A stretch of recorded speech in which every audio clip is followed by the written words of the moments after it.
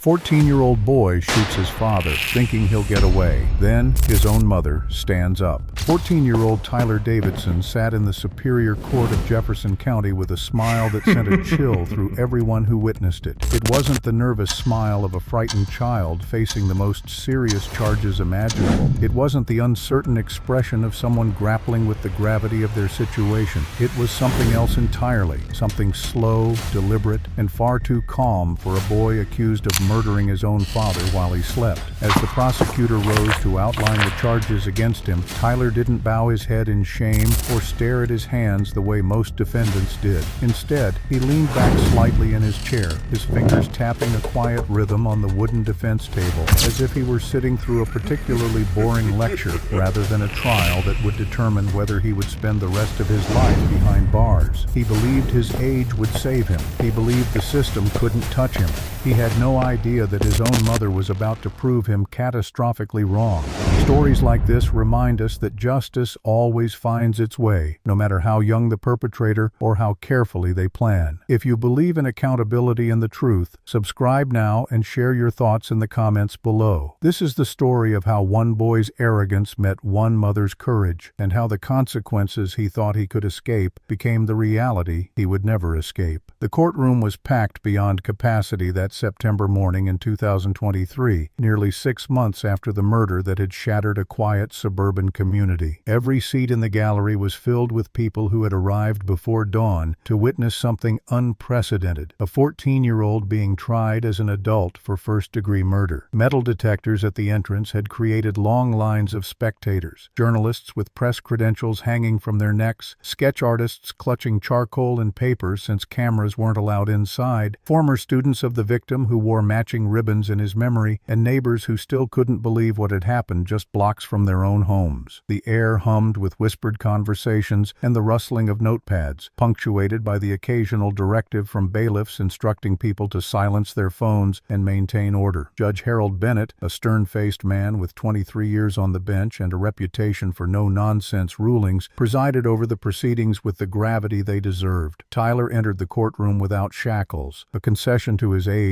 that seemed almost obscene given the nature of the charges. He wore khaki pants and a button-down shirt that his public defenders had clearly selected to make him appear younger, more sympathetic, more like the child he technically still was. But his demeanor betrayed the carefully constructed image. He didn't shuffle nervously or keep his eyes downcast. He walked with his shoulders back and his chin up, scanning the crowded gallery with what could only be described as curiosity rather than fear. When he took his seat at the defense table between his two attorneys, he whispered something that made him smile, a brief flash of amusement that several observers would later describe as deeply unsettling. The public defenders flanking him, both experienced attorneys who had handled dozens of juvenile cases, looked distinctly uncomfortable. They had the posture of people who knew they were fighting an unwinnable battle. Across the aisle, the prosecution team radiated controlled intensity. District Attorney Rebecca Cole had personally taken the case, a rarity for someone of her rank and a clear signal of how seriously the county was treating this prosecution. She sat with perfect posture, a thick binder of evidence open before her, occasionally conferring in low tones with her two assistant prosecutors. Behind them, in the first row of the gallery, sat the victim's family. Tyler's mother, Jennifer Davidson, was barely recognizable as the woman she had been 6 months earlier. She sat rigid and pale, a crumpled tissue clutched in one hand, her eyes fixed on some point in the middle distance, as if looking at her son would shatter whatever fragile composure she had managed to construct. The victim's elderly parents sat on either side of her, their faces etched with grief that had carved new lines into familiar features. Throughout the courtroom, former students and colleagues of the victim wore small silver ribbons pinned to their clothing, a memorial to a man who had spent 17 years shaping young minds and who had died at the hands of his own son. The weight of what was about to unfold pressed down on everyone except, apparently, Tyler himself. He continued to tap his fingers on the table, a steady, almost musical rhythm that suggested boredom rather than anxiety. When one of his attorneys leaned over to whisper something, Tyler responded with a slight shrug and a barely suppressed smirk. He glanced over his shoulder at the gallery, his eyes skimming past his mother without pausing, past the rows of people who had come to see justice served, landing instead on the sketch artists as if he were curious about how they would capture his likeness. The bailiff called for everyone to rise as Judge Bennett prepared to formally begin the proceedings, and in that moment before the entire courtroom stood, Tyler Davidson looked like exactly what he was, a boy who thought he had committed the perfect crime. What Tyler didn't know, what his smirking confidence and casual demeanor completely failed to anticipate, was that the system he thought he had outsmarted had already built an overwhelming case against him. The forensic evidence was irrefutable. The digital trail he had left was damning. The witnesses who would take the stand were credible and consistent. And most devastating of all, the woman he believed would stand by him no matter what, the mother who had given him life and raised him for 14 years, had made a choice that would destroy his defense completely. She had chosen truth over blood. She had chosen her murdered husband over her murderous son. And when she took the stand to testify against him, the arrogant smile that Tyler wore so comfortably would finally, permanently shatter. But that moment was still days away. First, the court would hear about the night of March 15, 2023, when a quiet suburban home became a crime scene and a sleeping father became a victim of the son he had loved unconditionally. The discovery came at 6:23 a.m. on March 16, 2023, when Jennifer Davidson's frantic 911 call shattered the morning quiet of Maple Grove subdivision in the suburbs of Columbus, Ohio. Her voice, captured on the recording that would later be played in court, was nearly incoherent with panic. "My husband has been shot," she screamed into the phone, the words tumbling out between gasping sobs. "There's blood everywhere. Please, God, please send someone." The dispatcher, a 10-year veteran named Maria Torres, who had handled hundreds of emergency calls, would later testify that Jennifer's distress was authentic and absolute, the kind of raw terror that couldn't be faked. The call came from the master bedroom of a 2-story colonial home on a tree-lined cul-de-sac where neighbors knew each other's names and children rode bicycles in the street until the streetlights came on. It was the kind of neighborhood where violent crime simply didn't happen, where the most serious police calls involved noise complaints or the occasional broken car window. Fire and EMS units arrived first at 6:29 a.m., their sirens piercing the pre-dawn stillness and drawing sleepy-eyed neighbors to their windows and front porches. The paramedics found Jennifer in the front yard, barefoot and wearing a nightgown, her hands covered in blood as she pointed frantically toward the house. "Upstairs," she kept saying. "He's upstairs. Please help him." 2 paramedics rushed into the home while a third stayed with Jennifer, whose legs had begun to buckle. Police units arrived at 6:31 a.m., 2 patrol officers who immediately secured the scene and called for detectives. One officer went upstairs to the master bedroom while the other stayed with Jennifer, who was now sitting on the front lawn with a blanket draped around her shoulders, rocking back and forth and repeating "no, no, no" in a voice that had gone hoarse from screaming. What the first officer found in the master bedroom would become the foundation of the prosecution's case. Michael Davidson, 42 years old, lay on his back on the floor between the bed and the bedroom door. He was wearing the pajama pants and t-shirt he had gone to sleep in the night before. A single gunshot wound to the head had ended his life. The medical examiner would later determine that death had been nearly instantaneous. The time of death would be estimated between 11:45 p.m. on March 15th and 12:15 a.m. on March 16th, approximately 6 hours before his wife discovered him. Blood had pooled on the hardwood floor and soaked into the area rug beside the bed. The room showed no signs of struggle, no overturned furniture, no defensive wounds on the victim's hands, no indication that Michael had even woken before he died. On the floor near the bedroom doorway, approximately 8 feet from the body, lay a .22 caliber rifle that Michael himself had purchased 3 years earlier for occasional target shooting. The paramedics checked for vital signs, even though the officer's pale face had already told them what they would find. "He's gone," one of them said quietly, and the call was immediately upgraded from a medical emergency to a homicide investigation. The house was sealed as a crime scene. Additional officers arrived to secure the perimeter and begin documenting the scene with photographs and measurements. Detective Sarah Martinez, a 15-year veteran of the homicide division with a clearance rate that was the envy of her department, received the call at 6:47 a.m. while she was drinking her first coffee of the morning. She arrived at the scene by 7:15 a.m., her trained eyes immediately cataloging details that would prove crucial. The house itself told a story that didn't match the initial narrative of a break-in or random violence. There There were no broken windows, no jimmied locks, no ransacked rooms or signs that anyone had been searching for valuables. The gun cabinet in the basement, a locked metal case where Michael stored his small collection of firearms, stood open, but it had been forced from the inside, not broken into from outside. The lock mechanism showed marks consistent with being pried open with a screwdriver or similar tool, and crime scene investigators would later find the screwdriver in the garage, hanging in its usual spot on the pegboard where Michael kept his tools organized. Whoever had taken the rifle knew where both the gun cabinet and the tools were located. Whoever had done this had intimate knowledge of the house. Jennifer, when she was finally able to speak coherently, told the officers that she and Michael had gone to bed around 10:30 p.m. the previous night. Their son Tyler had been downstairs watching television. That was the last time she saw her husband alive. She woke around 6:15 a.m., she said, and Michael wasn't in bed. She assumed he had gotten up early until she noticed the bedroom door was open. Michael always closed it at night because he liked sleeping in complete darkness. When she got up to check, she found him on the floor. She screamed. She tried to wake him. She called 911. Her hands were shaking so violently as she recounted this that the officer interviewing her could barely read his own notes. What Jennifer didn't tell them in those first chaotic hours, what she was still struggling to process herself, was the conversation she had had with Tyler that morning before she discovered Michael's body. Tyler had been in the kitchen, calmly eating cereal, when she came downstairs in her nightgown asking if he had seen his father. "No," Tyler had said, his spoon clinking against the bowl with steady, unhurried movements. "Haven't seen him." His voice had been flat, utterly unbothered by his mother's growing concern. When the sirens started approaching the house minutes later, Tyler had looked up from his breakfast with what Jennifer would later describe as curiosity rather than alarm. Even then, before she knew what had happened, something in her son's reaction had felt wrong. The forensic team worked methodically through the house for the next 8 hours, collecting evidence that would paint a devastating picture. Gunpowder residue was found on the bedroom door frame and on the floor in a pattern consistent with a shot fired from the doorway toward the bed. The trajectory analysis would show that the shooter had been standing approximately where the rifle was found, aiming downward at a sleeping victim. There were no fingerprints on the gun except Michael's own. The weapon had been wiped clean. But gunpowder residue testing, conducted on everyone in the house, would reveal microscopic particles on Tyler's hands and on the long-sleeved shirt he had been wearing. The residue pattern was consistent with someone who had recently fired a weapon. By noon on March 16th, less than 6 hours after Jennifer's 911 call, Detective Martinez already knew this was no random break-in, no tragic accident, no case of mistaken identity in the dark. This was murder, premeditated and cold-blooded, committed by someone who lived in that house, and the evidence was beginning to point in a direction that would tear the Davidson family apart forever. The crime scene photography revealed details that would become exhibits in the trial months later. The blood spatter expert, Dr. Raymond Chen, documented patterns on the bedroom wall behind where Michael's head had been when he was shot. The spatter was consistent with a single gunshot from a distance of 6 to 8 feet, close enough to be deliberate, far enough to suggest the shooter had stood in the doorway rather than approaching the bed. The angle of entry, determined by the medical examiner during the autopsy performed later that day, showed the bullet had traveled in a downward trajectory at approximately 30 degrees. This meant the shooter had been standing while the victim lay prone. Michael had been shot while sleeping on his side, his body positioned exactly as it would be during normal sleep. There had been no time to react, no moment of awareness, no chance to defend himself or even understand what was happening. The rifle itself became a critical piece of evidence that told its own story. The .22 caliber Ruger that had ended Michael's life was a weapon he had purchased legally in 2020 after completing all required background checks and safety certifications. He had bought it for recreational target shooting at a local range, an occasional weekend hobby he had taken up with a colleague from school. The gun had been stored responsibly in a locked metal cabinet in the basement, alongside ammunition that was kept in a separate locked box. Michael had been meticulous about gun safety. Several of his friends would later testify that he regularly lectured anyone who would listen about proper storage and handling. He had even taken Tyler to a gun safety course 2 years earlier, hoping to instill the same respect for firearms that he himself maintained. The irony of that decision would haunt everyone who knew the family. Forensic analysis of the gun cabinet revealed that it had been opened with force using a flathead screwdriver, the same screwdriver found hanging in its designated spot on Michael's carefully organized pegboard in the garage. The lock mechanism showed scratches and indentations consistent with prying and twisting. Whoever had opened it knew where the tools were kept, knew where the guns were stored, and had done so with enough time and privacy to work at the lock without concern about being discovered. The ammunition box, also locked, had been opened the same way. 3 rounds were missing from the box that had contained 50. One had killed Michael Davidson. The other 2 were found chambered in the rifle and in Tyler's bedroom nightstand, a discovery that would prove significant during the investigation. Detective Martinez spent the afternoon of March 16th piecing together the timeline while forensic technicians continued processing the scene. The working theory, which evidence would soon confirm, was that someone in the household had gone to the basement sometime after 11:30 p.m., forced open the gun cabinet and ammunition box, loaded the rifle, gone upstairs to the master bedroom, opened the door quietly enough not to wake a sleeping man, aimed carefully, fired once, and then attempted to stage the scene to suggest an external intruder. The attempt at staging had been amateurish at best. The gun had been wiped of prints but left at the scene. No attempt had been made to actually break a window or door to support the intruder theory. It was the work of someone who understood the concept of covering their tracks, but lacked the sophistication to do it convincingly. As the investigation machinery ground forward with its collection of evidence and documentation of facts, the community was just beginning to process who they had lost. Michael Robert Davidson had been 42 years old, young enough that his death felt premature and tragic, old enough that he had already made an indelible impact on hundreds of lives. He had been a high school history teacher at Roosevelt High School for 17 years, having started his career fresh out of graduate school at Ohio State University with a master's degree in American history and a passion for making the past relevant to teenagers who thought history was boring. His personnel file, which Detective Martinez reviewed as part of building a complete picture of the victim, contained nothing but glowing performance reviews and commendations from parents and administrators alike. Michael had been the kind of teacher students remembered decades later, the one who made learning feel like discovery rather than memorization, who stayed after school to help struggling students without being asked, who attended his students' sporting events and theater performances because he genuinely cared about their lives beyond his classroom. He taught advanced placement U.S. history and regular track American history courses, adapting his teaching style to meet students where they were rather than expecting them all to learn the same way. His classroom, room 217 in the history wing, had been decorated with historical posters, maps from different eras, and a bulletin board where he posted articles about current events alongside historical parallels. "Those who cannot remember the past are condemned to repeat it," read a quote from George Santayana that he had painted above his whiteboard. Students who had graduated years earlier still remembered that quote, but Michael's impact extended far beyond curriculum and test scores. He had started a peer tutoring program that matched upperclassmen with struggling underclassmen, creating a support system that had improved graduation rates. He volunteered as an assistant coach for the junior varsity baseball team despite having no obligation to do so, giving up his spring afternoons because he believed athletics taught lessons history books couldn't. He organized annual field trips to historical sites, Gettysburg, Washington, D.C., local museums, often contributing his own money when students couldn't afford the costs. At least a dozen former students had become teachers themselves, citing Michael as the reason they chose the profession. Those who knew him described a man of endless patience and genuine kindness. He was known throughout Roosevelt High School for never giving up on a student, even those whom other teachers had written off as lost causes. He believed every teenager deserved someone in their corner, someone who saw their potential even when they couldn't see it themselves. His colleague of 12 years, Jennifer Martinez, no relation to the detective, would later testify that Michael had spent countless hours developing individualized learning plans for students with disabilities, researching teaching strategies on his own time, and advocating in faculty meetings for resources to support at-risk youth. He didn't just teach history, she would say through tears on the witness stand. He believed history could teach us to be better people. He lived that belief every single day. Michael had been married to Jennifer Davidson for 16 years, having met her at a mutual friend's barbecue in 2006 when both were in their mid-20s. They had 2 children, Tyler, born in 2009, and a daughter, Emma, born in 2012. By all external appearances, they had been a happy family, middle class, stable, involved in their children's schools and their community. Michael coached Tyler's youth baseball teams when Tyler was younger. He attended Emma's dance recitals, meals. He and Jennifer hosted neighborhood barbecues in their backyard and attended the local Methodist church most Sundays. Nothing about the Davidsons suggested the violence that would eventually consume them. People throughout the Maple Grove neighborhood and the wider Columbus education community knew Michael as someone who simply couldn't walk past a person in need without stopping to help. When the Hernandez family, 3 doors down, lost their home to a fire in 2021, Michael was the first person organizing donation drives and coordinating temporary housing. When elderly Mrs. Patterson across the street broke her hip and couldn't maintain her yard, Michael spent his Saturday mornings mowing her lawn without being asked and without accepting payment, despite her repeated offers. He shoveled driveways for neighbors during snowstorms, often finishing his own driveway last, after ensuring the elderly residents on his street could safely get their cars out. These weren't grand gestures designed for recognition. He did them quietly, consistently, and with genuine care for the people around him. His commitment to his students extended far beyond the classroom walls and the school day's official end. Michael ran a free tutoring program 3 afternoons a week in his classroom, staying until 5 or 6 in the evening to help students who were struggling with not just history, but any subject where they needed support. He had taught himself enough calculus to help advanced students with math homework. He proofread college application essays for seniors who had no one else to turn to. When he learned that some students were going hungry because they couldn't afford lunch, he quietly started keeping granola bars and crackers in his desk drawer, making them available to anyone who needed them without requiring explanations or making students feel ashamed. The school principal estimated that Michael had personally mentored over 300 students during his 17-year career, many of whom stayed in touch with him years after graduation. The Michael Davidson Memorial Scholarship Fund, which would be established in the months after his death, came about because former students wanted to honor the man who had changed their trajectories. Letters poured into the high school from people in their 30s who remembered how Mr. Davidson had convinced them they were capable of college when everyone else had given up on them. One former student, now a social worker in Cleveland, wrote about how Michael had noticed bruises that suggested abuse at home and had quietly connected the student with counseling resources that probably saved their life. Another, a Marine serving overseas,